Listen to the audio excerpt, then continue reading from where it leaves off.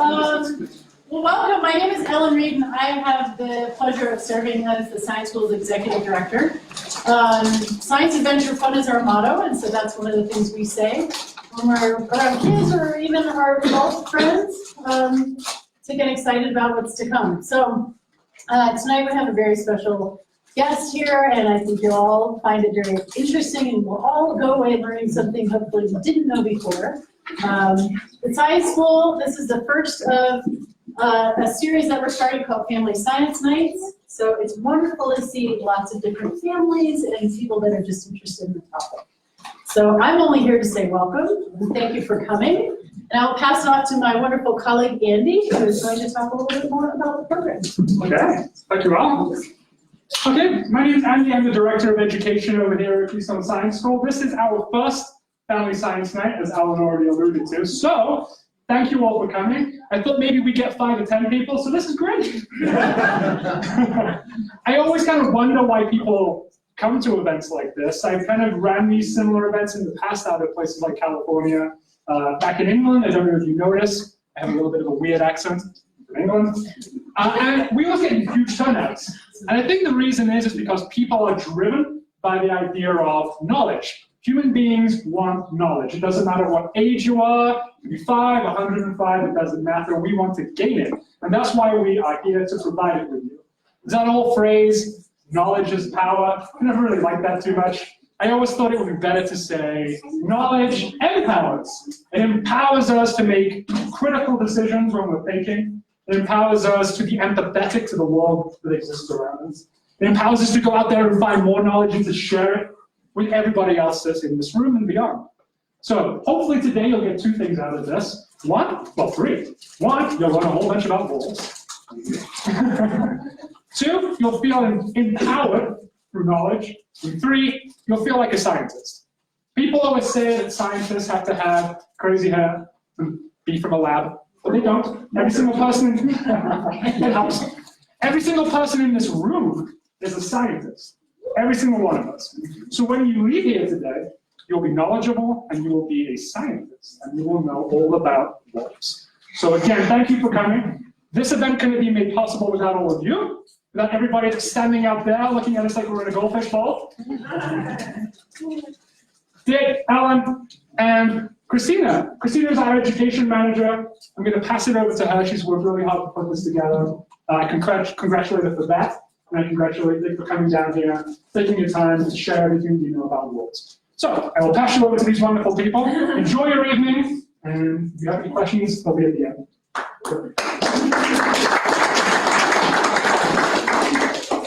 I'm Christina. I'm the Education Programs Manager here at Keystone Science School. This is my 4th school year here with the school.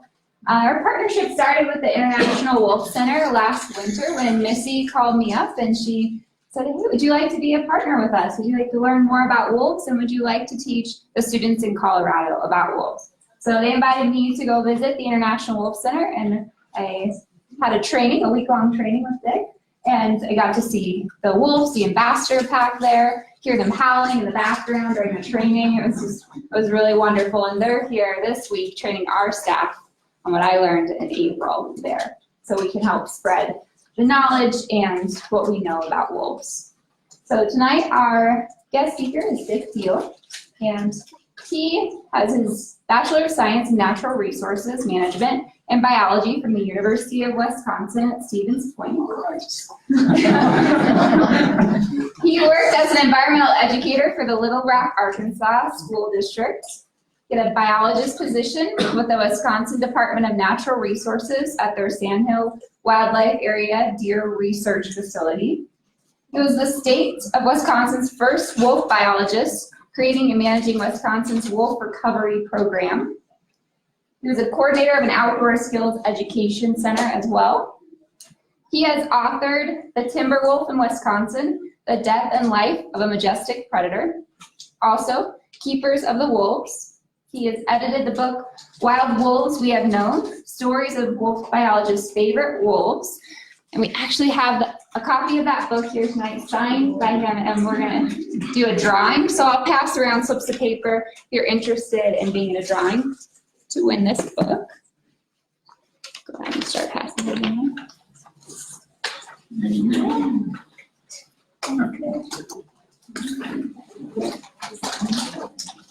right, you can give those slips of paper to me. I'll come back and pick them up. He is currently working as a co-editor of the childhood autobiographical memoir As the Twig Is Bent from author Wallace Grange, contemporary of Leopold. And currently, he is the chairperson of Timberwolf Information Network, a Wisconsin-based wolf education organization that he helped found in 1989. He serves on the board of directors of the International Wolf Center based in Ely, Minnesota. He remains active with Wolf Matters, conducting educational workshops for both organizations which are dedicated to presenting accurate, science-based information on wolf ecology as a consultant. So please join me in welcoming Dick Thiel.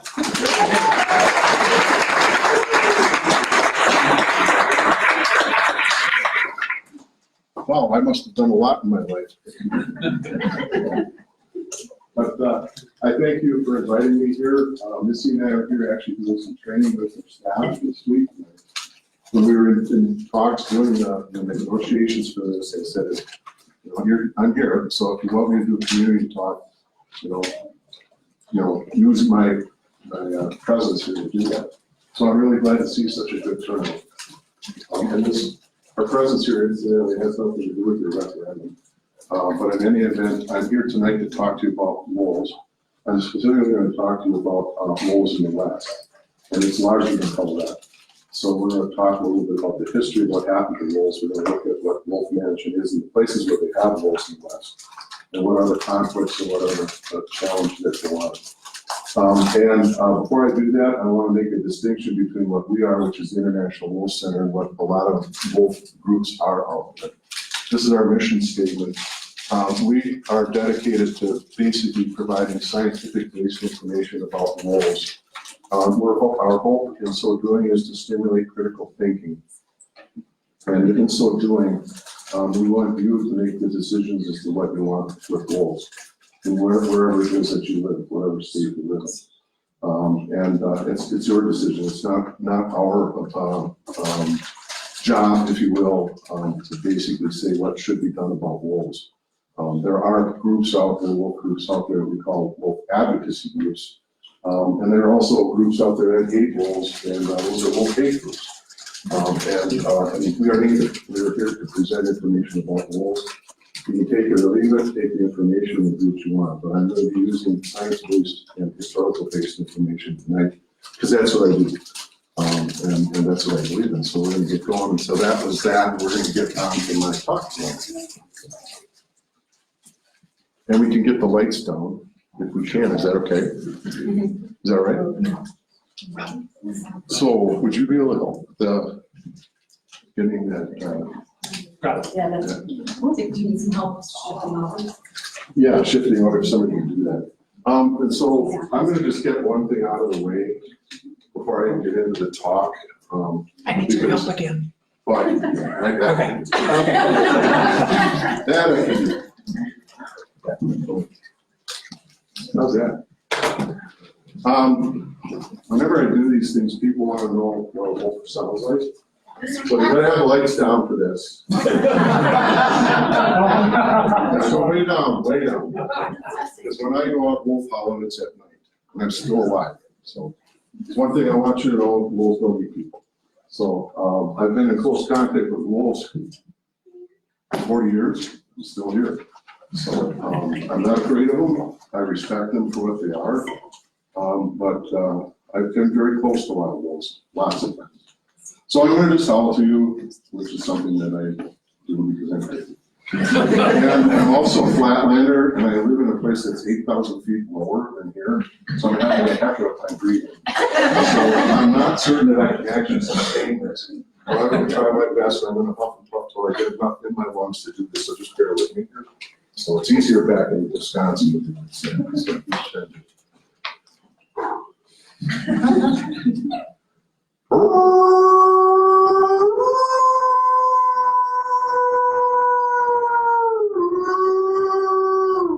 Should be longer at the end, but I don't have any more.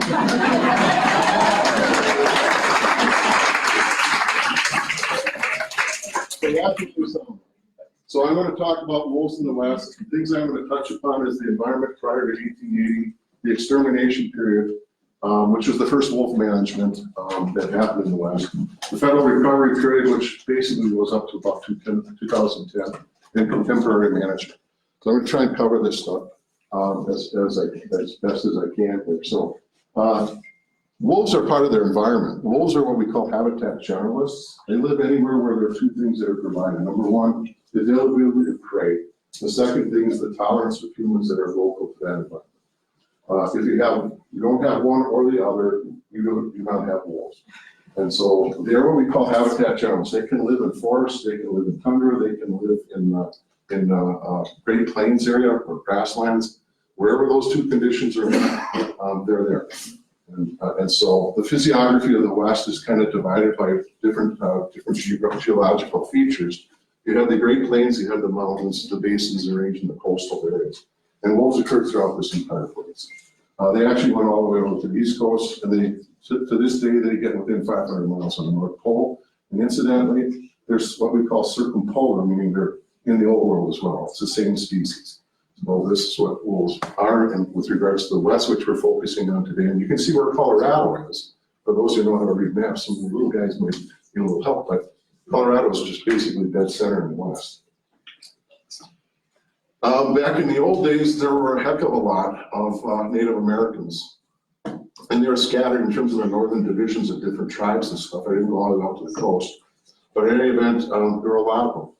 And there's a rich cultural and spiritual history bonding between wolves and Native Americans. It's not to say that every Native American population revered wolves. Some of them did not like them. Some of them actually didn't live with wolves, and so there actually is no cultural history with wolves. And so it is widely variable in terms of their perspectives on wolves, depending upon where they lived in the West and whether wolves were present. For instance, they were not in the desert areas, the deserts like the Sonoran Desert, the Chihuahuan Desert.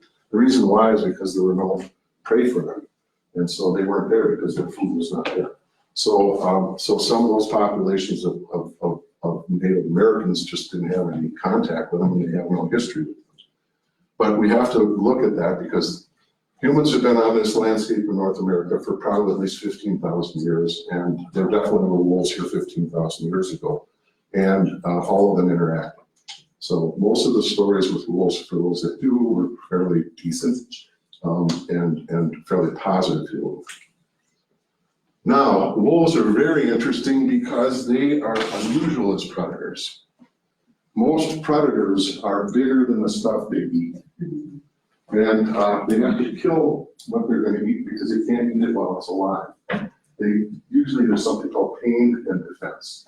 So an animal doesn't really like to get chewed to death. They're going to have to be killed to do that. That's just, I hate to tell you this, but wolves are predators. That's what they do for a living. It's how they earn their living. The problem for wolves is that they're really unusual amongst predators. And the reason why they're unusual is because they actually are going after animals that are larger than themselves. That involves risk. Big time. Take a look at those prey animals up there. The smallest thing they go after in North America is the white-tailed deer. The largest stuff is the bison and the muskoxen. Bison bulls could go 2,000 pounds. A wolf goes 100 pounds, maybe 125, those that are going after buffalo. That animal is almost 20 times the size of a wolf in terms of just muscle mass and weight. That involves risk. So that means in order to even the odds, these guys have to be adapted to doing that, or they have no business doing it because of death. So they have some really interesting things, one of which is they've got a pretty decent skull, and they're very big on this end. And so this is a wolf skull. Now, wolves have some teeth, right? Yeah. I hate to tell you guys this, but you have the same teeth in your pets. Yeah, you do too. Because guess what? And I can't show you this because mammals, which is what a wolf is the same thing you are. And one of the big characteristics of mammals is they have hair. Notice they don't have any hair up here anymore. But in any event, they have the same teeth because all mammals have teeth. And this is not a bone, this is actually part of your digestive system. It's not part of your skeletal system, it's part of the digestive system. Now, that is a big tooth right there. Scientists call wolves Canis lupus. The dog family is called Canidae. And the root word for that is canine tooth. It's this tooth right here. And some people would call that a fang. I don't like calling it a fang because there's a lot of derogatory things about fangs. There's enough derogatory things about wolves. And really what we call that thing is a canine. You got one too. Now don't put your fingers in your mouth, but use your tongue and do this. You've got incisors, just these little flat guys here. But wolves use those flat incisors for, there's 6 of them in their head and you've got 4. Basically, those guys use these things to groom, picking birds off, maybe a flea or ticks or something like that. They'll even do it with their pack mates. And they'll also take flesh off a cyno after they've really eaten most of the kill away. So they're essentially using flens. And so that's what they use their incisors for. What we use them for is, get that carrot going. So there's the structure of these teeth are used for very similar things. Get that canine, this is the largest tooth in their head. And it's the largest tooth in your head, except that part that crowns out in your face is pretty small. But the root of that tooth goes all the way up to your cheekbone. It goes all the way up there, and you can actually feel it if you go up past your nose. You can feel that ridge right there. That is the root of that tooth. And in a wolf, that goes all the way up to the cheekbone, which is this thing here. You can actually see that ridge. That tooth has to be very deeply implanted because that's the business end. When they're going after when they're going after a prey, they've got to actually pull it down. And they've got to have some yanking power. And that tooth has to get embedded in that animal, and they have to pull it down. And so that is the power that has to be behind it. That's why they have to have that anchor. Behind that is some teeth that they have as well, just exactly like you. Go back in your mouth just behind that canine tooth, and you're going to feel, if you didn't have any orthodontic surgery, you'll feel 2 different teeth in there. And they're the same shape. There's what we call a bicuspid or a 2-pointed one. On the outside by your cheek, it's the highest point. On the inside by your tongue, that's the lower point. Those are called premolars. Behind that, you've got some rumply ones. Those are called molars. On a wolf, there are no rumply ones. They're all pointed, but they are molars back there. They're all pointed because this tells us scientists that this is a meat eater. What it tells me, if I look at your skull, is that you are omnivore. You eat both vegetation and flesh. And that is something about how we study mammals. We know their diet. If I see a skull in the woods, I can tell you what that thing ate, just based on the shape of the teeth. They all have 4 sets of teeth. Doesn't matter if it's a raccoon or if it's a wolf. They all have the same types of teeth. So they have to come with that in order to be able to do the things that they do. The other thing I want to show you is that this is a big tooth right here. That's actually a premolar right there. It's huge, isn't it? I want you to watch how that disappears. I'm going to put my finger on that tooth right there, and I'm just going to collapse that jaw. That's gone now. It's actually still there. I feel like Houdini. But what's going on here is in order to be able to cut meat out of a carcass, I always tell everybody they don't have chainsaws and they don't have butcher knives. They got to somehow be able to cut that meat so that it's digestible, so you can actually swallow it. And so carnivore jaws are shaped differently than your jaw and my jaw because we're what we call omnivores, meaning we eat both plants and animals.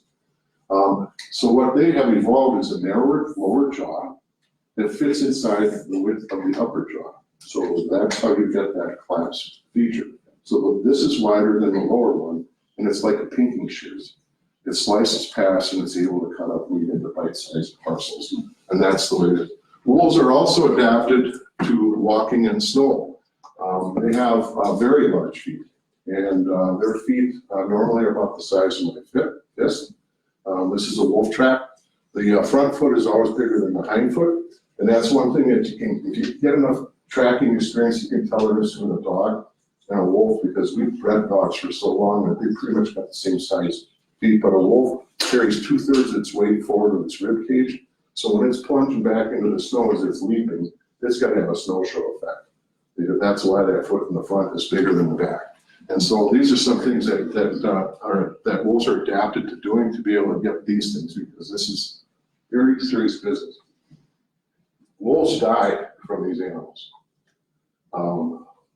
White-tailed deer kill wolves. We know that. Bison certainly do. It's a really tough business, and when wolves are going after prey, There's no fun in killing. You hear those stories all the time. There isn't any fun in killing. We can't, as scientists, to be quite frank with you, how is it that I could measure fun in an animal? I know you might have fun because I might see you like this. You know, I could probably say, well, if I do this and I'm having fun, and if you do this, and you could probably say, well, you're probably having fun. The other thing is they could say, are you having fun tonight? And you're saying yes so far. So she's having fun. But you can't walk up to a wolf and say, hey, are you having fun? They may be, and it's really, they'll wag their tail, and they do play, by the way. I've seen them play in the wild. So they're probably having fun. But to stop them while they're chasing prey and say, oh, are you having fun? They'd be kind of mad at you because it's business. It's business. They're going after stuff because they are hungry and they need to eat. So we can't measure fun, but you'll hear that stuff. And I kind of doubt that they're having fun. I think they're just strictly in the mode of business. So let's get this done so we can eat some. So early European contact was basically done by about 4 different countries from primarily Europe and in Europe. This is before America was formed. So this is where they kind of attacked the North American continent from the directions that they came in. And they certainly had influences on the Native American populations as they kept expanding inward into the interior. A little history lesson for you about the West, and it's great. That's what we're learning about wolves. Lewis and Clark came up in 1804. Pike actually made it here to your nice state, and he got as far as just about Alamosa and got nailed by the Spaniards. Spent a couple of years down in Mexico City as a guest of their country because he was in foreign territory. And so anyways, he came back and he did other things and he died very prematurely. But this was the first penetration of Americans into what we now know as the American West. And look at the dates of those things. This is the first initial explorations. And within 100 years, we had wiped out the buffalo. We pretty much put every Native American population into poverty and onto reservations. And we have basically changed the entire ecology of the American West, 100 years. And that was before the advent of the gasoline engine. So let's take a look at how settlement proceeded with regards to America and the American West. So I'm going to go by decade. And keep in mind, as this is going on, there are going to be ecological changes to these landscapes. And the wolves are out there as well as the buffalo until latter days. And you can see how actually it was inside almost the core of the West that were some of the last vestiges of getting into the Union. But in any event, that kind of shows you some of the things that go on. So, some information for you. By the 1880s, the most common hoofed mammal in the American West was cattle and sheep. It was not buffalo, it wasn't elk, it wasn't mule deer, it was cows and sheep by the 1880s. So the ecological transformation here was pretty rapid and it was pretty, absolute. The wolfers became active in the Great Plains starting in the 1860s as the buffalo population started to be depleted, because in the wake of destroying the buffalo, cattle industry started moving in and they started populating the grasslands with cattle. The problem was for wolves is that, God, I gotta eat something. And there's no more buffalo left, but that thing looks like a buffalo. And so that is what generated what we call conflict. And it's here with us to this day. What happened then was they started poisoning wolves. Wolves are highly susceptible to poisons. They're probably, of all the predators in North America, probably the most highly susceptible. The fashion for poison was called strychnine. Strychnine is nasty. The guys that use it have to use rubber gloves because it's permeable. If you get it inside you, just straight through the skin, you die. Basically, it's what's called an anticoagulant, so you start bleeding to death internally. They eat what is poison. Basically, they'll knock down a cow, slip some strychnine in it, and the wolf or the coyote or the mountain lion comes by, it's real and it's done. The magpie that jumps out of the dead wolf picks up the poison. That's what we call secondary poisoning, and so they die. And then the magpie dies, the chickadee comes and eats the magpie, and the chickadee dies. Until the concentration of that poison is so diminished that it just basically weeds its way out of the system, ecological. So this is something that was done by 1900, and this data comes right from Colorado, right? read all the, as much history as I could. By 1900, the most common hoofed mammal on our western ranges was cattle. And I assume it would be the same in Wyoming and Montana, et cetera, et cetera. So it wasn't elk, it wasn't deer, it was cattle. So the last probable breeding records in the American West was this. Does anybody know where the last wolves in America were by mid-century 1900s? Southern part of Colorado. By mid-century 1950s. Oh, Minnesota, Wisconsin. Oh. Minnesota, Wisconsin, and Michigan. It wasn't the American West. You go out to these landscapes and you look at how empty they are and think, wow. And you go to a place like Wisconsin, you go, and yet it was the upper Midwest that had the last wolves. And so the American West was depopulated with wolves by the 1920s and 30s. They were gone. And so the only place where they were actually found between the 1920s and the 1950s was in the upper Midwest. Which is why I'm here, because I'm from Wisconsin, where we had wolves until the 1950s. This data actually came from Colorado. There are no records, how many wolves were killed in these western ranges, because nobody cared to count. You see that pile of strychnine killed animals, we can't even tell those are coyotes or wolves, but they're definitely canids. And that was one bait station. This is the last of the Colorado wolves. 1916 to 1925. That's it. When I wrote the book on the timber wolf of Wisconsin, I started as a kid, and I wanted to know why wolves were wiped out. So I was able to put together all that information. It took me only 25 years. So I started when I was 17 years old. Told my wife was sitting back there that by the time we had our first daughter, I would have the book published. I lied. It took 11 more years. But in any event, if I showed you the Wisconsin data for the last 10 years that we have a bounty in Wisconsin, it's the same, exactly the same. And so the patterns are the same no matter where they were. This is the end of it. You have a very rich history of what are called renegade wolves. And if you're in a ranching community, you are going to know this, because the ranchers, even though it's 100 years ago, those stories are kept alive. This is all data from Colorado.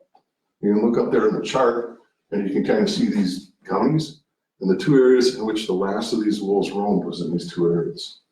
We don't have similar data for Wyoming, it just doesn't exist. Montana, Utah, doesn't exist. For some reason, we got some out of Colorado. That animal there was Rags the Digger, and he was in Rio Blanco County. 1921 is when he was killed. And once these renegades were gone, that was it. There were no more wolves in Colorado.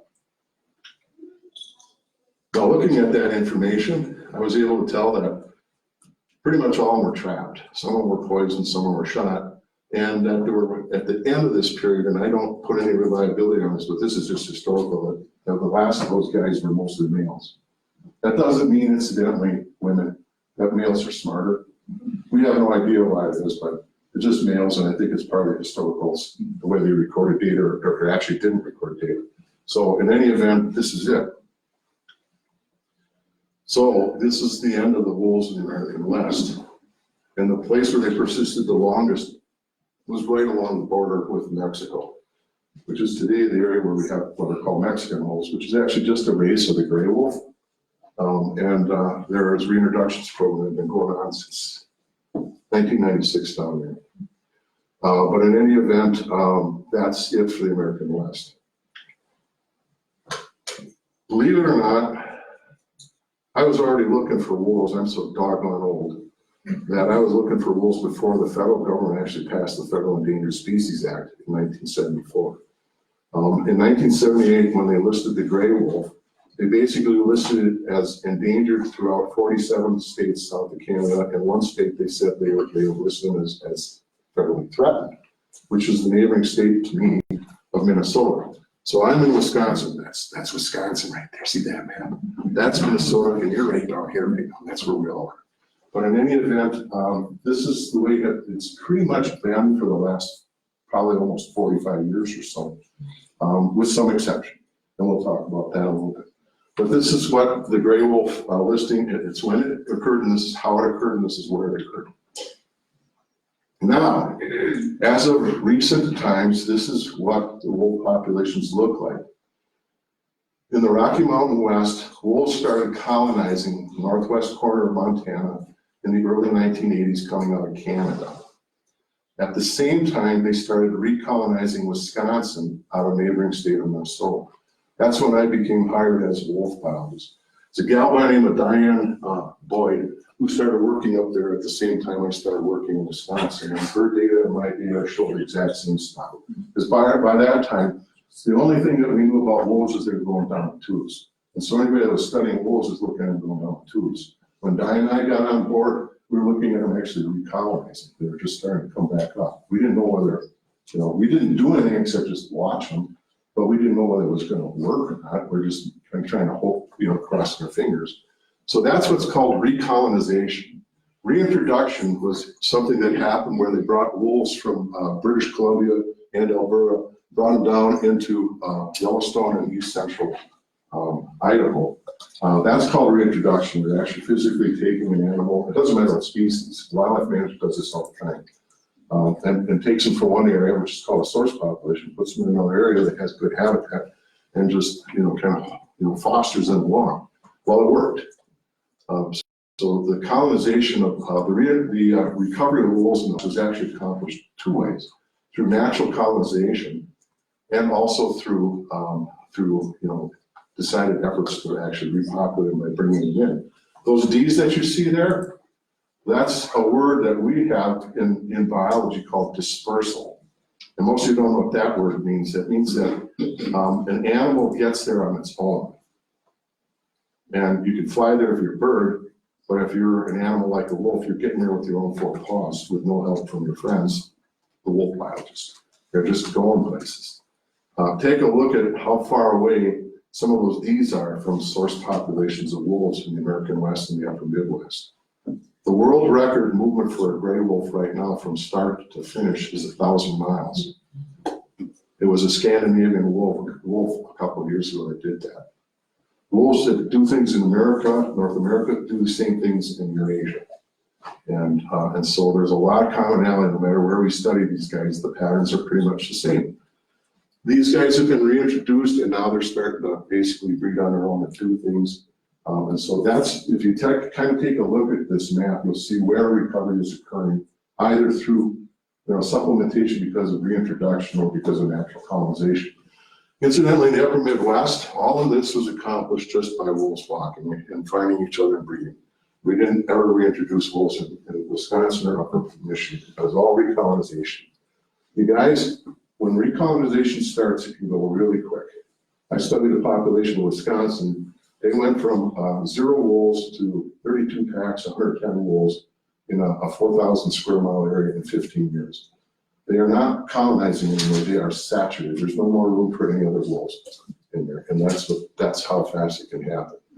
So wolves have that capability. I'm here to tell you this is what we know about wolves. There we go. This is federal Mexican wolf recovery. I'm not going to get into all of this stuff. When the federal government basically endangered these things, through the Endangered Species Act, they had to develop what are called plans, because you can't just say, well, I want to recover Mexican wolves. Well, okay, so, if you're the field biologist, like, how are you going to do that? Got to have some guidance here, Pirates of the Caribbean, it's kind of like you need some guidance, some rules. And so you are mandated, the federal government's mandated to write recovery plans, which is your guidelines. So every one of these areas where wolves are being recovered either naturally or through supplementation, basically the feds develop recovery plans. You have no federal recovery plan in Colorado. There's one for the Mexican wolf, this is it. There's one for the Northern Rocky Mountains, there's one from the area where I'm from. And basically, it'll basically tell you what they want. They want 320 wolves over 4 years with genetic good diversity, 2 different populations. This is what's going on right now. They're starting to actually reintroduce them into Mexico. Because just before they became totally extinct, they were saved from Mexico, put into zoos, bred, and then put back into the landscape after 20 years of doing that. And I'm telling you, that was a bottleneck population. They were down to 4 males and 1 female. So through pedigreeing, they're basically going to try and avoid genetic bottleneck. So here's where it's going on. That's to your south. in Arizona and in New Mexico. A little slow on the uptake on that one. There we go. Northern Rockies to your north, same thing. This is the federal recovery plan. The populations have recovered. These guys have been delisted by the federal government. They are now turned back to the management of the state. Now, when that happens, the federal government has to be assured that they're not going to go back on the endangered species list and they're not going to become extinct. And so one of the other things in terms of delisting that they require is that whatever state's there has to develop what's called a wolf management plan. They have to submit it to the federal government and say, do you approve? And so when they do, it becomes part of the process of going through delisting. Any questions? Okay, you can ask me later if you want. So, but in any event, that's the process that goes on. So when they were delisted in the Northern Rockies, all 3 states, which is Idaho, Montana, and Wyoming, had to jump through those hoops. They've been delisted. They are now managing wolves. The individual states are managing the wolves. So the population has gone up in the 3-state area. It's stabilizing. All 3 states have hunting seasons. And there's nothing wrong with that. Wolf populations can be managed through harvest, just like you do with a white-tailed deer population, a mule deer population, and elk population. I'm a trained wildlife manager. I know how to, manage harvestable populations of animals. We take that process from a white-tailed deer, you just apply it to a wolf, change it or tweak a few things because they are different species after all, and you can do it. And so there's absolutely nothing wrong with doing it in a style that basically doesn't cause it to go extinct. And we certainly don't cause elk that are harvested and mule deer that are harvested to go extinct. So the same concept can be applied to wolves, and we can all do, that kind of work, and the wolves are still out there. And this is what it shows. Montana and Idaho, the green bar shows the harvest levels. These are the numbers, and the gray bar shows the populations. Wolves die at the rate of 25% a year. So let's do something just nasty here. The 4 of you. A 25% ratio means gone next year. Done. You're allowed. It's gone. Somebody has to, Now, the interesting thing about that is they have very high reproductive rates. So next year they're back in business with those 4 wolves, except Bill's not there. Jerry is there, So basically we know that. And so they have a very high mortality rate. That's pretty decent high. And yet they can absorb that kind of blow and just keep on going like nothing happened. So, we know that because we've been studying wolves for so long, both in hunted populations and in populations that are not hunted, like we have in Wisconsin and Minnesota. We know that. That's just something that wolves can take into account. Your Pacific coastal areas are now having wolves that are actually dispersing into that area from neighboring states of Montana, Idaho, and Wyoming. And you've all, maybe if you know anything about wolves, you follow anything in the newspapers and whatnot, you might have seen the thing about Oregon Wolf number 54 this past week, but she put on 8,700 miles over a 2-year period, went to California twice, came back to Oregon, and I think she was just found dead, and I think it was probably an illegal killing. Her father was OR7. OR7 was born up here. It ran down in here and did all this stuff, and actually his radio collar no longer is functioning, but we think he's still in the Crater Lake area, and there's a pack there. And so this is what wolves do. I want you to know this because this is what wolves do. This is called dispersal. This is done by yearling wolves that are about 2 years old. They live with mom and dad till they're about 2, and then they just got no choice. They've got to get out into the real world. It's kind of like when you and I turn 18, and dad says, see that door? Don't let it kick in the butt when you go. So that's it. That's called dispersal. A lot of social species, incidentally, wolves are social species, and humans social species. There's a limited toleration in terms of that family. Out you go. So, and this is what they do. But not all of them do that. Some of them actually just go next door and become a reproducer, but some of them do it. We have a term for this called jump dispersal. You learning anything yet? Now, before I get down to this, which I'm almost done with my talk, I want to let you know the mortality is about 25%. The average birth is about 5 or 6 pups. They come into reproductive condition now. Middle of February is breeding season. The pups are born 2 months later in April, and it takes 2 years for a wolf to become an adult. And so there are 2 generations that live with mom and dad in every 1 year because they're reproducing each year. So there's the current year's pups, we call them pups. The ones that were born the year before we call yearlings. And those are the ones that basically primarily do the dispersing, or exceptions. But in any event, that's how life is in a wolf pack. A wolf pack is nothing more than a mom and a dad and their offspring. It's not a gang of thugs that's running around looking for every elk and duck. It's a family, and families of wolves live in what we call territories. And a territory is a space that they occupy, and they occupy it exclusively. They do not allow other wolves from other packs to come into that. What I mean by allow is they're always patrolling that. And if they bump into a wolf that's trespassing, woe be it to that trespasser. Because territoriality means defense of space. What do you think I mean by that? That means that intruder is killed. You and I human beings do the same exact thing. We have nations. We do not allow trespasses. We even have families. You break into my house at 2 o'clock in the morning, there's probably going to be a 12-gauge shotgun breathing. So you have to understand that we do business just like wolves. We do it on a different scale. What's so unique about wolves, as opposed to other mammals that are out there, is they actually hold territories that they defend against others of their own kind. Now, another problem with wolves for human beings is they're not discriminatory. They are Canis lupus, coyotes are Canis latrans, and dogs are Canis familiaris. Genus Canis. They don't discriminate between a coyote or a wolf coming into their territory or dogs. And that's another area where wolves get into conflict with people.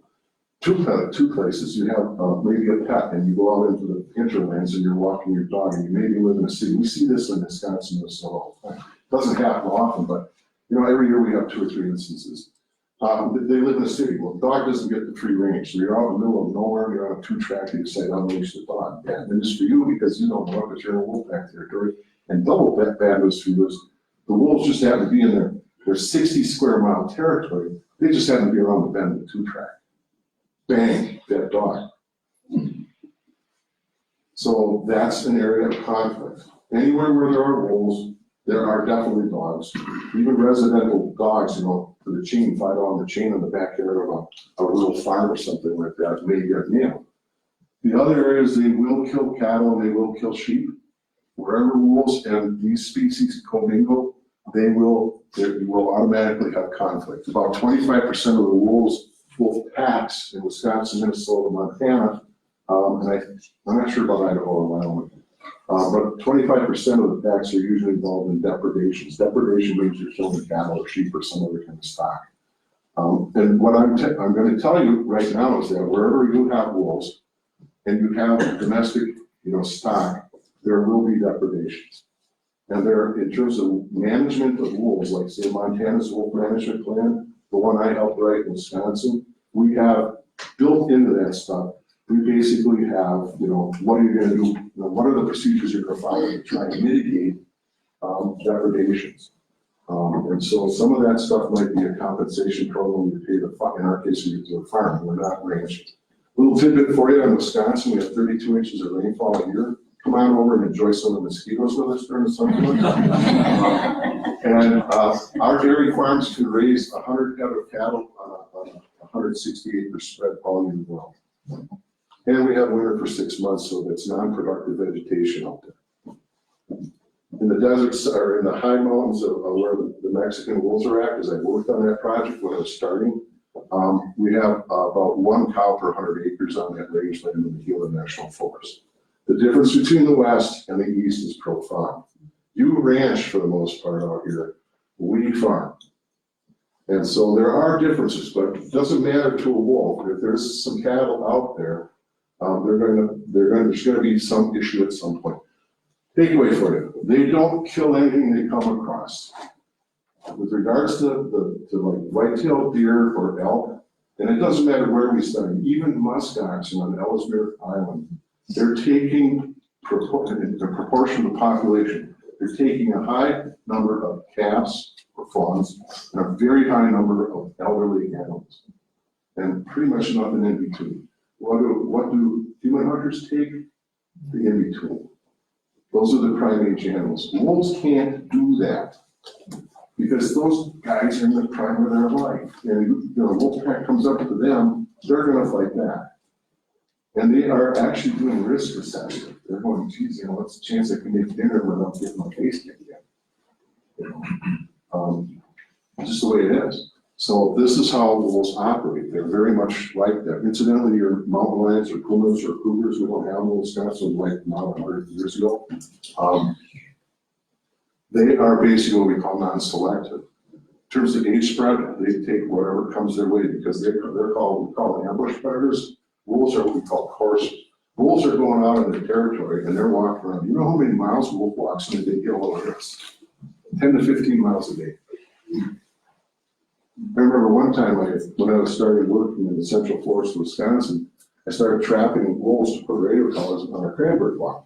Because there was a den there, a guy called me, I said, I got some wolves here. Well, yeah, you got wolves. Do you mind if I trap some wolves? Radio collar on? Which is this thing right here. That's a wolf radio collar. And he said, no, I don't mind. So I caught a wolf, it was a yearling, and I released it after, putting a radio collar on it. And so I checked in with him every once in a while. And going, I said, you seen wolves in your property? Oh, I haven't seen it. I said, because number 89 has been down on that creek down by Eagles and Splorge. That's 8 miles away. He says, no, that's a different pack of wolves. No, that's the same pack of wolves. I mean, he's just down there. He's been down there for the last maybe 2 weeks. That's what they do. They have huge territories. And that's what they do for a living. There's a Russian fable that says the wolf is upset by its feet. Guess what? They're really right. Because they're coursers. They're looking actively for food. And so as a consequence, they're testing these animals in the encounter to see, are you vulnerable? Can I actually make a meal out of you without getting pummeled? And that's how they do business. So, that's wolf biology in a nutshell. You have an initiative that's going on here. I'm not going to talk too much about it. But in any event, it's been brewing for the last about 4 or 5 years pretty actively. There's a couple of organizations that are doing that. There's another organization that's trying to stop it. And this is the ecological area that the proponents are considering. And there's a referendum I'm aware of that's coming up, I think, in the autumn here in Colorado. And so, you just need to be aware of it. And you need to think, I want you at least at home, after hearing this talk tonight, that you think about this in terms of, what's it going to mean to do this. And also, of course, not only am I from Wisconsin, I shouldn't know much about what's going on, but I know about your pack up in Moffett County. You know how those guys got there? They jumped dispersed. And so they're, sharing a little territory. I haven't seen anything really, other than the fact that there kind of hooks up there in Utah and in Moffett County. And I'm sure somebody's kind of monitoring it, but I'm not aware of it because I'm not in the tube getting that information. When these things happen to wolf pilots like us up in the upper Midwest, it's like, that's a jump disperser. That's what's going on. Now, whether that holds, or not is another thing. I've not been in Moffett County very often, but a lot of it looks to me to be rangeland when I've driven through it a few times. I like Dinosaur National Monument, pretty cool. But in any event, that's automatically rangeland. That's cattle country. So it'll be interesting to see what happens there. But they're jump dispersing, and those jump dispersers are reaching here. And it'll probably happen again, because those populations to the north of you are probably not going to go anywhere. So that's that. So just food for thought to think about. So, oops, I went backwards, sorry. Sorry about that, hit the wrong button. So I want to thank a whole mess of people. One of the things I want to thank is the Keystone Science School for inviting us out here to do the things that we're doing during the day. I'm getting kind of tired because it's about a 12-hour day of lectures for me. I'm running out of saliva and my air is no longer working in my lungs. Time for me to go with that, but I'm going to stick around to answer questions because that's part of what I do. But I want to thank you guys for being such an attentive audience. If you've got any questions, is it okay if I just ask? Yeah. I have one quick announcement. So Okay. if you want to put your paper slips, if you pass them in the aisle, I'll come by and pick them up during the Q&A. And if you run, if you get more paper, copy paper. It's right.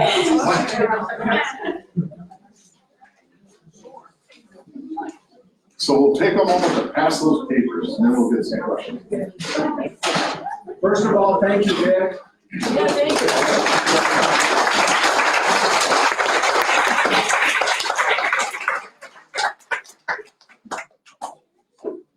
We have I have a question of what do we have up here? This was fun in Wisconsin when I started looking for wolves. People would report wolves, they'd see something on 2-track ahead of them. And they said, well, there's a grizzled grayish brown, looks pretty big. That's a coyote, grizzled grayish brown. This is a wolf, grizzled grayish brown. Wolves and coyotes can come in pretty much any color from grizzled grayish brown to white. Wolves actually can come in black, and there are a few black coyotes that I've heard of. But in any event, this thing at 100 yards looks as big as this thing at 200 yards away from me. And so you can't tell, based on, geez, it looks pretty big as grizzled grayish brown. This is a coyote that found everywhere. They're really neat animals, by the way. And this is a wolf. And so, incidentally, the size of a wolf, pretty much those chairs, the backs of your chairs, the height of the back of the chair is the height of a wolf's back. Okay? So, they're about 30 inches at the shoulder, so they're standing like this. Coyotes are way down here. But again, at 100 yards or 200 yards, so you always want to look for the tracks. A wolf track is like this, coyote track is like this. And sometimes you can't find the track because there's, it's all grass or leaves or something, but the only thing you can do is, can't let's go look for a track and see what we can. I hate to tell you this, but dogs can look like wolves. And so those things can go from below fox ring, the Chihuahua, to up the Golden Mastiff and beyond. And so as a consequence, those, and there's the track. Can I pass this around? You made it, I think. Don't drop it. So, it's actually yours. Okay. I'm ready. So if anybody breaks it, you don't see. Let's pass it around. Yeah, you had a question. How much do they weigh, and are the Mexican wolves the same size as the other ones? No, Mexican wolves are a tad bit smaller, they're a different race than the ones that are just to the north of you. Mexican wolves are similar in terms of weight, they're similar to what we see in the upper Great Lakes. Like I said, in our area, 60 to 80 pounds a male. In this area up here, it's around 100 pounds. And again, there's some that are bigger, and there's some that are smaller. And I'm using just males. Females are just a tad bit less weight. But in any event, that's the size of them. And as far as I'm concerned, I've been studying wolves for, God forbid, it's 45 years old. I don't think I'm that old. I definitely am. But in any event, I've had occasion to work, certainly with wolves in the upper Midwest. I've had a couple times where I've been elsewhere, glacier area, and I've been in the Yukon. The animals out here are bigger. But to me, a wolf is a wolf is a wolf if it's behaving like a wolf. So if it's eating ungulates and it raises its families and the male is in and sticks with the female and raises those young, they're very much like this, they're family, which most mammals are not. These guys are family. And coyotes are not even there. The male will stick with the female until the pups are about 6 months of age and then everybody just goes. But these guys are family. And so if that animal behaves like a wolf, one of the things is it's big. It eats ungulates, which are the hoofed mammal, and it is family, it's a wolf. I don't care how big or how small it is, if it's still, that's it, it's a wolf. I've heard people here refer and have seen what they call hoy wolves. they interbreed, and is there such a thing? I would love to meet that person. I, It's like you take a litmus paper and you stick it up with a butt or something. It's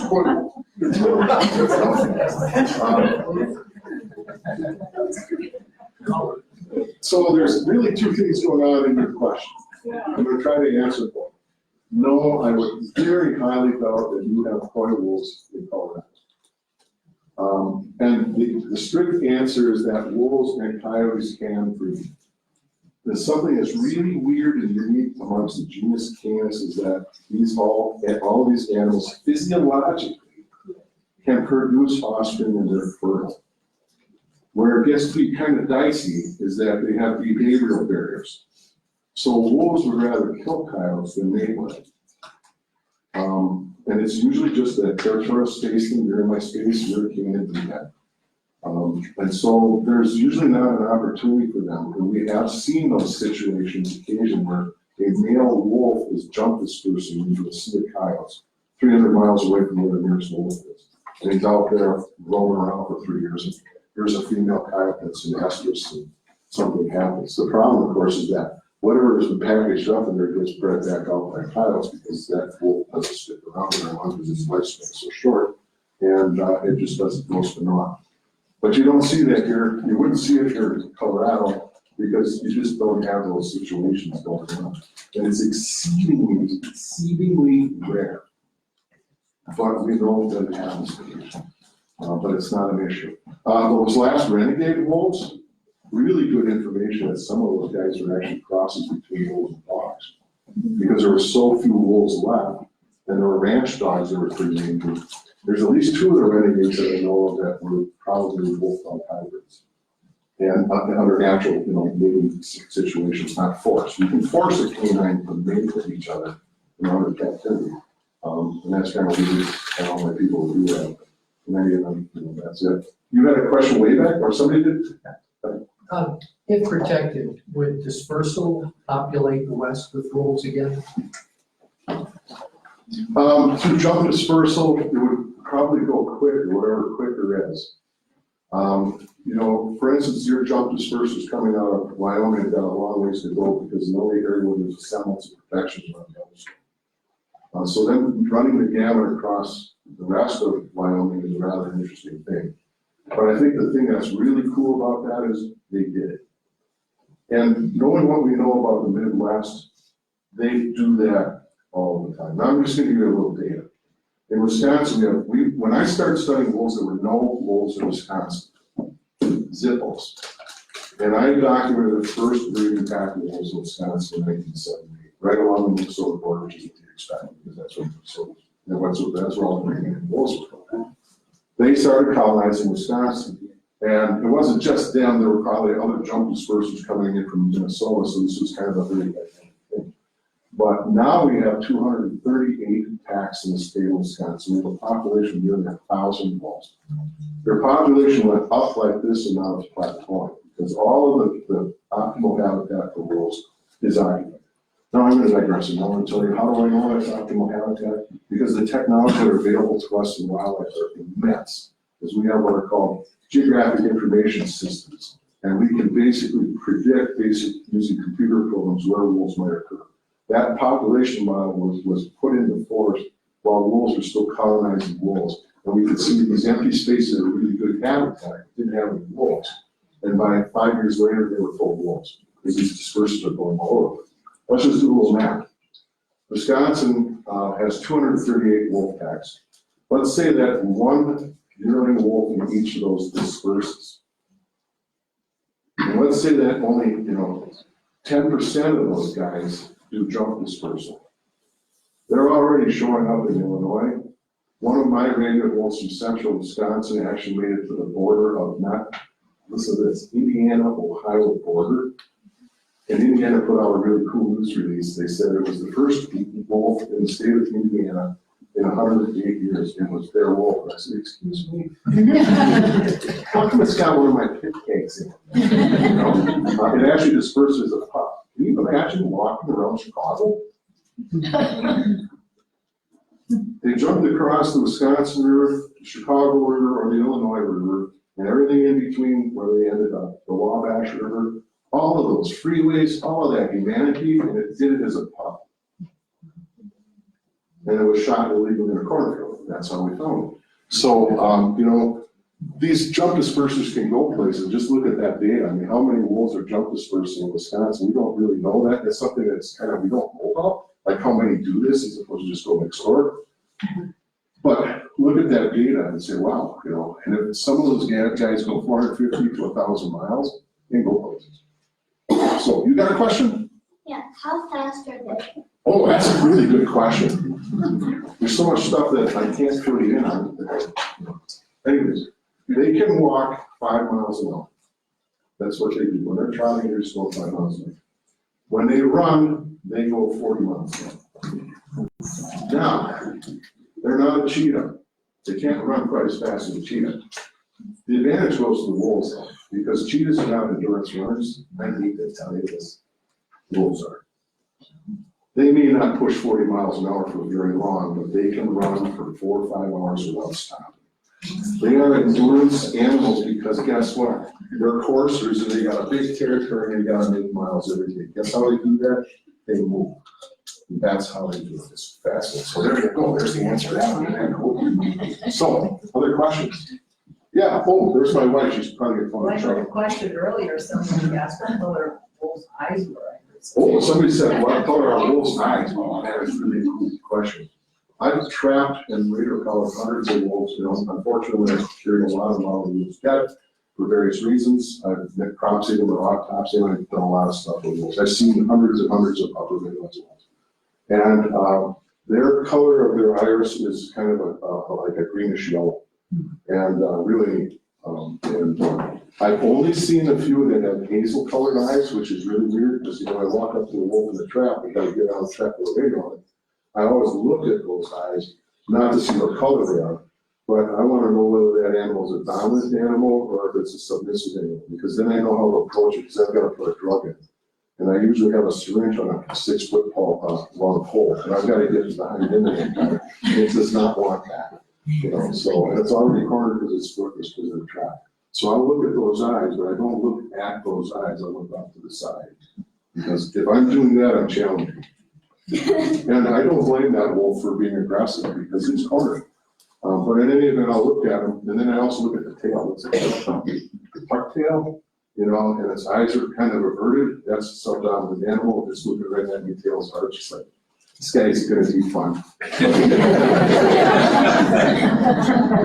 The really neat thing is that I know it's being used. You know the ones I hated? The ones that would sit there and go like. They would go up, the tail would go down right between the legs. What they were doing was changing. They were vacillating between being aggressive and non-aggressive. Because when you have to get it to the rear end and put a poke in it, you can't tell them, oh, are we gonna change to aggressive now, or are we gonna stay with the big ones? Those are the ones I just hated doing. And it's not easy business doing what we get. And still do, and then we'll plow through that. So I don't like doing that anymore, that's why I'm retired. Yeah, so you mentioned coyotes and wolves and sort of looking the same from a distance and such and mingling in the same territory. Are they also capable of taking down larger prey? Coyotes? That's just a wolf thing. Like Coyotes? what is the largest prey that coyotes can? Well, I would think they could take down elk. Oh, wow. It's not common, and it has to be the right conditions, and usually the right conditions are late winter. And I don't even get into that with you guys, but that kind of U-shaped curve of, you know, young and old, that is pretty much what wolves do. But it's easier for them to get animals at the end of winter because they're so nutritionally stressed. And the advantage goes back to the hoofed mammal like an elk or a deer as soon as it still melts away, which is precisely when the pups are born. So there's a stressor already on that wolf population because the snow goes and the advantage swings back to the deer. But in any event, coyotes at that time of year, we know that in Wisconsin, I mean, they'll pull down deer. But those deer are stressed. And there are ways that we can tell, I won't get into it, but I find a wolf kill deer, Doug Smith up in Yellowstone finds a wolf kill elk. There are ways that in doing the autopsies, we can tell what's the nutritional status of that animal. And there can be broken limbs on the animal. has a really good thing. I told you guys, today about a wolf that back about 3 years ago in Yellowstone, one of his Renegade Wolves that started winnowing away. You could see that it was withering, and didn't really know what was going on, and it made an elk kill. It wasn't doing very well. I mean, it was starting to get skinny. It wasn't making kills like the rest of the wolves. It was also one that had been kicked out of his back. And of course, that's complex too. But in any event, it gets killed by other wolves. It actually pulled down an elk by itself. So wolves can kill things by themselves. Pulled down that elk, and it was right on the lower quarter of another pack. Just by chance, that pack encountered him while he was eating it and killed him. Because it tipped to a conflict. And so Doug goes in there and grabs the wolf and he does the autopsy. And when you do autopsies in Wisconsin, okay, we'll do it with a beater. I don't know the wolf skull. Oh, it's way back there. No, you just keep passing it. I'll just pretend this is a wolf skull. So, but in any event, he was able to clean off the skull. And what he found, when we pass that wolf skull around, you'll see this, but the animal's jaw was broken right here. Clean through, broken.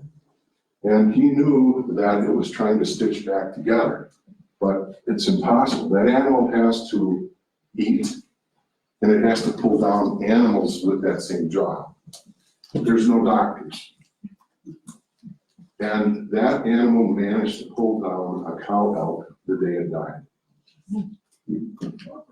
That's an instance of risk. And that's what happens ultimately to most any wolf. If they don't get killed by humans first, they don't reach old age. And by the way, wolves don't live forever. Average age at death in my study area was 2.2 years, 2 years of age.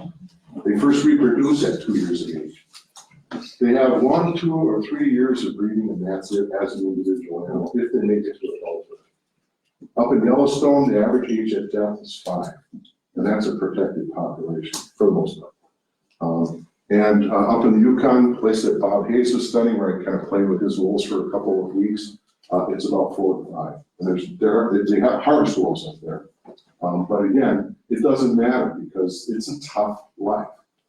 They can account for that because they have high reproductive rates. It's a fast turning population, and this is just the way it is. So you look at that majestic wolf, and it's majestic today because it's probably a 2-year-old or a 3-year-old. You look at it 3 years old, and they'll be up. And incidentally, they can't make it beyond 10 years of age. I've only had a few wolves in Wisconsin that made it to probably that age. Their teeth are pretty much all gone because of all that cutting of meat and the banging around that they get. Those teeth are rubbed down in nuts.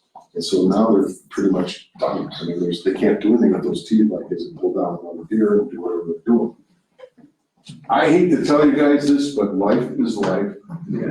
Death is a part of life, and there isn't anything in nature that is easy.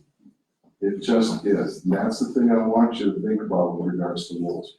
If they get into Colorado, however they get here, they're going to be part of an environment that has changed substantially since they were here. It's not going to be the same as it was 200 years ago. But they're going to become part of your environment, and you're going to have to deal with it. And incidentally, they don't kill people. They don't kill people. I am living proof of that. My wife over there is living proof of it. I used to haul at wolves, and some of these packs went all back, and I had to go out there trying to figure out if they had pups. I just wanted the pups, so I can't haul as a pup because I have 2 little boys. And we have 2 daughters who are in the mid to late 30s. And when they were 10 and 12 years old, man, they had nice, sweet, high voices. They had to go out and howl. So shut up, eat your supper. We're going to wait till 8:30 when the sun goes down. We're going on. So they did, and they got a lot of wolves out. And guess what? They're still alive. One lives in London, one lives in Manhattan. I don't know what they want. I don't like cities. That's, you know how kids are, they gotta listen to you. I didn't say that, but anyways, any other questions? Yeah. I have a question about, we invited a couple to come with us tonight, and he said, no, I'm a hunter. And is this speaker going to be a tree hugger? And Oh, I do hug trees once in a while. Was I talking to a moose chasing me up a tree one time? I hugged that tree pretty good. so we said, no, it's just going to be presenting the life of a wolf and what truly happens in nature. And he said, well, I moved out here so I can hunt elk and deer and all that, which, you know, we understand that point. But what you're saying is, or are you saying, that with wolves, it probably would make a healthier elk population because you're taking it from both ends there? Yes, I'm seeing that, and I'm seeing a couple things. They're taking out the sick and the infirm, that's the vulnerable animals. And Doug Smith's been working with Yellowstone elk for 25 years, and he's actually seeing it. He sees less animals that have broken legs and things like that. They're just removed from the population. So, yes, that doesn't mean that in a population of elk that everybody's healthy, because things happen and there are accidents, there are diseases that go through that make them vulnerable. So you can't say that wolves prevent, you know, a population from becoming unhealthy, or that there's now no more unhealthy animals out there. But the stuff they're picking on is the unhealthy stuff for the most part. They do get some prime age animals. So some of the stuff that your hunter friend is hunting might perchance be taken by wolves. They're not perfect animals. They're going out looking for an opportunity. And I can tell you a story I used to tell kids in Wisconsin. And just put it in the perspective of a human being. We age deer by looking at their jaws and looking at tooth mark. And they typically kill the fawns and the older animals. But every once in a while, when I was out there, we'd see like a 3-year-old or something that was a god. That's a prime age animal. It's healthy. You can't tell what's wrong. There's nothing wrong. What's left, I can't tell if there's anything wrong. But here's the deal. I tell the kids this. So I'm driving home from work, and I live in a rural area, so this is very real for me.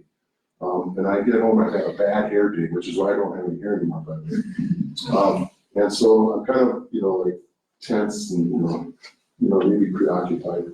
And I know I'm lying, my wife will tell me this, or maybe because I never really cared about this particular situation. But, you get out of your vehicle, you walk up to the mailbox. Because I live in a rural area, go up the driveway, you go get the mail.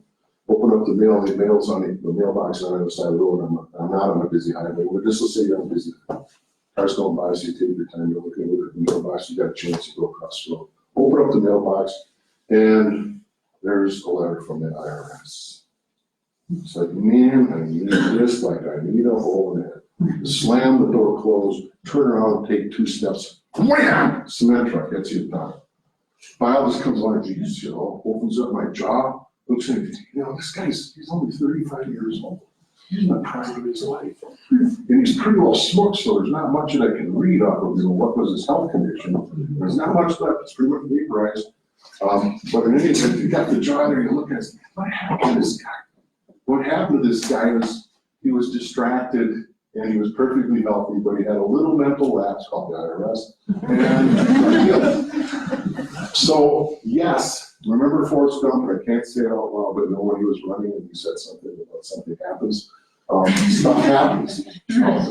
And so that's just the way life is. So, yes, they will take prime age health. The data, and I don't bother sharing, but I did with everybody here today, didn't I?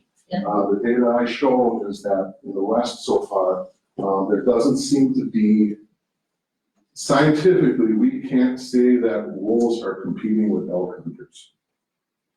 That doesn't mean they don't, but right now the tools that we have available suggest that that's not the case. It's a perception that's pervasive amongst hunters. Doesn't matter if it's moose hunters in British Columbia or Ontario, white-tailed deer hunters in Wisconsin, Minnesota, or Upper Michigan, or elk hunters out here.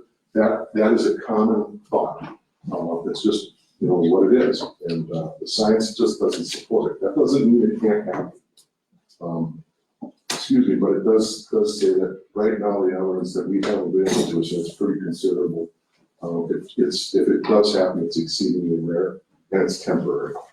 And things go back. So it's too bad he's not here, but that's okay.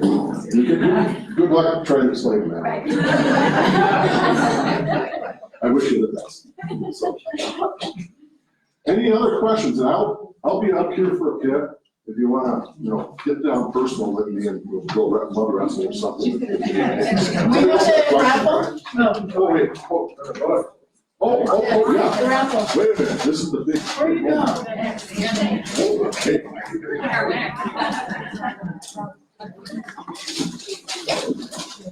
We're not going for the top. Yeah, that's where I'm at. Here we go.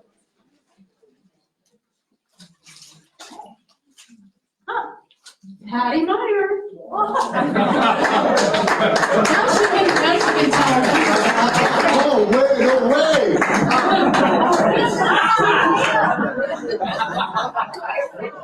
So, a round of applause for our guests.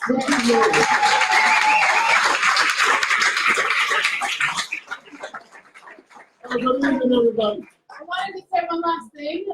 For all of you who came, we do have forms. If you would give us a little feedback on your way out. If not, and you want to go home, that's totally fine. But since this was our first one, we'd love to hear what you thought. And to remind you all, if you didn't know, our mission at the Science School, I'm looking at my staff, is to inspire curiosity and critical thinking through the lens of science to change lives and strengthen communities. So thank you. But the reason I share that with you is because we are here to use science as that tool. And I hope that you saw tonight that is what we do. We're not here to advocate or to push one agenda or another. So we really want to inspire curiosity and critical thinking, and I hope that did that for you tonight. Learn, Thank you for everybody, being just here. learn. Yeah.